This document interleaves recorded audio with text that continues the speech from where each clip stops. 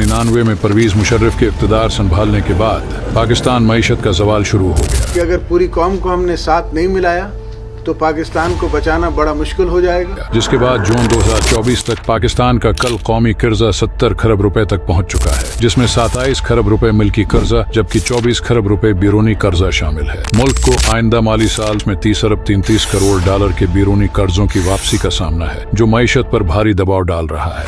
बैनुल अक़वामी मालियाती fund IMF के मुताबिक पाकिस्तान का बैरूनी कर्जा 2024-2025 में 128 अरब 2,28,000 डॉलर तक पहुँचने की तवक्का है, जो पिछले साल 124 अरब 28 लाख 28 डॉलर था। इतनी खराब मईशत होने के बावजूद भी पाकिस्तान में ट्रिलियंस ऑफ डॉलर्स के ऐसे ज़खायर मौजूद हैं, जिनका अगर आज से सही इस्तेमाल किया जाए तो पाकिस्तान, सऊदी अरब, अमेरिका और चीन जैसे ड्यूलपर्ड कंट्रीज को भी टक्कर दे सकता है। चलिए जानते हैं आज की इस वीडियो में ये आखिर ऐसे कौन से ज़खायर हैं।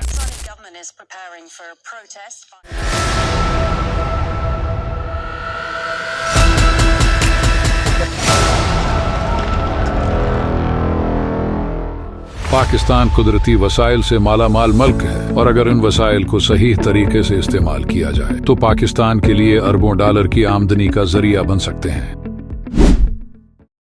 रिकोडिक बलूचिस्तान के जिला चागी में वाक़े रिकोडिक दुनिया के सबसे बड़े सोने और तांबे के गैर इस्तेमाल शुदा ज़खायर में शुमार होता है। तखमीनों के मुताबिक यहाँ तकरीबन 5 डेटा बिलियन टन तांबे और 40,500,000 मिलियन सोने के ज़खायर मौजूद हैं। अगर जदीद टेक्नोलॉजी का इस्तेमाल करते हुए इन वसाइल को निकाला और बरामद किया जाए तो पाकिस्तान सालाना अरबों डॉलर कमा सकता है। उसमें पाकिस्तान के सिर्फ सोने के ज़खायर ही 35.78 मिलियन डॉलर बना सकते हैं, जो पाकिस्तान के IMF के कर्जा के करीब भी नहीं भटकता। और अगर चांदी के ज़खायर को देखा जाए तो ये 47.2 ट्रिलियन डॉलर की मालियत है, जो इतना पैसा जो दुनिया की सबसे ताकतवर मईशत वाले मुल्क अमेरिका की मईशत का 2 गुना है। और दुनिया के दूसरे नंबर पर ताकतवर मईशत चाइना की GDP सिर्फ 18 ट्रिलियन डॉलर है। इससे अब खुद ही उन ज़खायर की कीमत का अंदाजा लगा सकते हैं।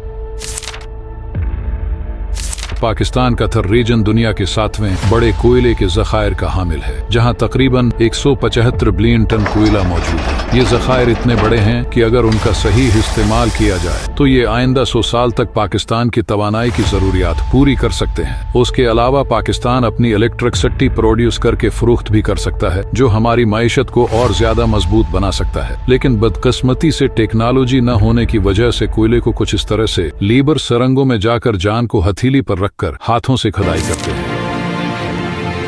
ये जिंदगी तो नहीं है, ये तो कब्र में आना है तो कब्र में जाना है, बस क्या करें हम।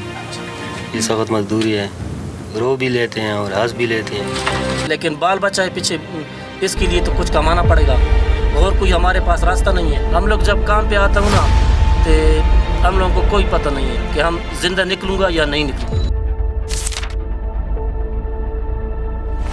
पाकिस्तान का ख्यूड़ा सालेट माइन दुनिया की दूसरी बड़ी नमक की कान है, जहां लाखों टन मयार का नमक मौजूद है। पाकिस्तानी नमक की मांग खास तौर पर यूरोप, अमेरिका, चीन और हिंदुस्तान में है। पाकिस्तान के इस नमक की क्वालिटी पूरी दुनिया में कहीं नहीं मिलती, लेकिन बदकिस्मती से पाकिस्तान अब तक नमक को खाम माल के तौर पर ही बरामद कर रहा है। और उनके अलावा पाकिस्तान के शमाली इलाका जात बलूचिस्तान, खैबर पख्तूनख्वा और गलगत बल्तिस्तान में कीमती और नीम कीमती पत्थरों के बेशुमार ज़खायर मौजूद हैं, जिनमें ज़ुमरुद, याकूत, नीलम, टोपाज और पेरिडोट शामिल हैं। अगर हम उन पत्थरों को खाम शक्ल में बेचने के बजाय पॉलिश करके और ज्वेलरी इंडस्ट्री के जरिए आलमी मंडी में मुतारफ कराएं तो पाकिस्तान अरबों डॉलर की बरामदात कर सकता है। इन ज़खायर के अलावा पाकिस्तान में tourism and nature, water resources, sea ports, agriculture और ऐसी बहुत सारी चीजें। अगर इन वसाइल को जदीद साइंसी और माशी तरीकों से इस्तेमाल किया जाए तो पाकिस्तान न सिर्फ खुद फील हो सकता है, बल्कि एक आलमी माशी ताकत के तौर पर उभर सकता है। रिकोडिक, थर का कोयला, ख्यूड़ा का नमक और कीमती पत्थर पाकिस्तान की तरक्की के ऐसे सुतून हैं जिन पर काम करके हम मुल्की मईशत को अरबों डॉलर की बुलंदियों तक पहुंचा सकते हैं।